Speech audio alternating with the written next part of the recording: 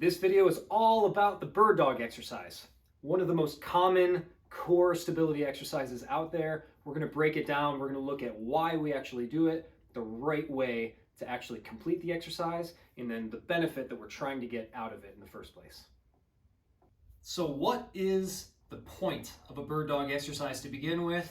Well, you know what? People use it all over the place for different reasons. Some use it as conventional abdominal and core strengthening, right? Others use it when they're going through low back pain episodes and they're trying to rehab their injury in their lower back. Other people yet use it as a warm-up for higher level athletic tasks.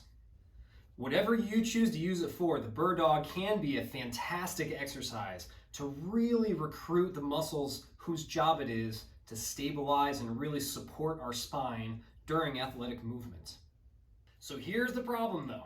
A lot of times when we're working with our patients who have learned this exercise in years past, or when we're seeing people in the gym, this exercise has a great way of doing it and it has a really poor way of doing it where you just don't get as much bang for your buck.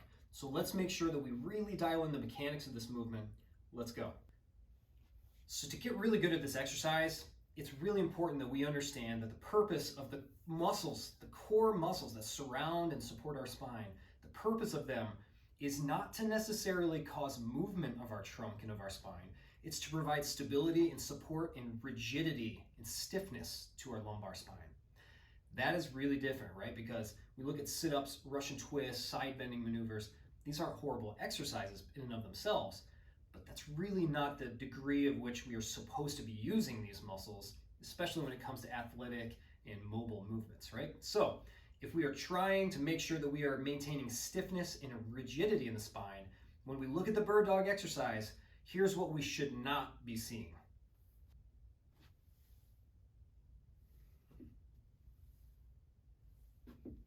A lot of times I see people's heads moving up, I see people's backs arching more, just like what we just saw, and that's really not the purpose of this exercise. Here's also what we don't want to see. A lot of people bring that knee to elbow crunch just to get a little more bang for their buck out of the abs. And look, I get it, but there's other ways we can do that, okay? Here is what we want to make sure that we maintain when we're doing the bird dog exercise. Number one, hands immediately underneath our shoulders, okay?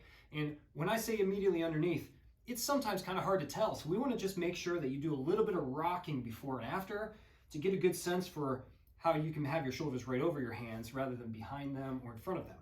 Number two, we want the exact same thing with your hips. We don't want you sitting back on your heels. I also don't want your hips way out in front of your knees. We want them right over top of each other. Okay, step number two. Here's what I usually cue patients to do. Find your neutral. So I will have you do a little bit of a cat-cow maneuver. So a little bit of rounding, a little bit of extending, and you'll kind of go back and forth a couple of times until you can find a good spot that's kind of in between those two margins, like I am right now. So for me and my back, this feels like a really good in-between neutral space. The next thing, and arguably the most important thing, is I want you to imagine you're picking really heavy weight up from the floor, and I want you to create loads and loads of tension by pulling up that belly button into your spine, creating lots of abdominal tension.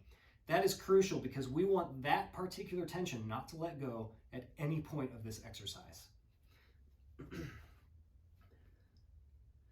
Now, last but not least, our goal here is to maintain that neutral spine that you found in the beginning of this exercise, to maintain that from start to finish of the move, with a little bit of a pause when your arm and leg are away from you. So here's what we're looking for.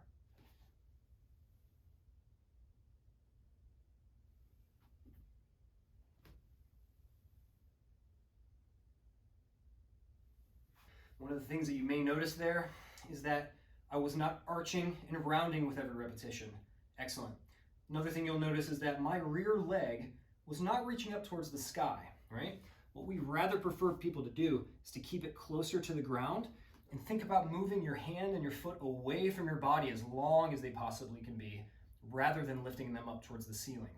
That's probably the number one fault that I see with this exercise, is that people reach arm and leg up towards the ceiling rather than reaching them away towards the wall before and behind them.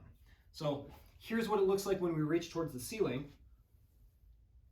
Lots of that lower back arching, not really what the intent of this is. We're trying to keep it, remember, we're trying to keep it rigid and stable and neutral the whole time.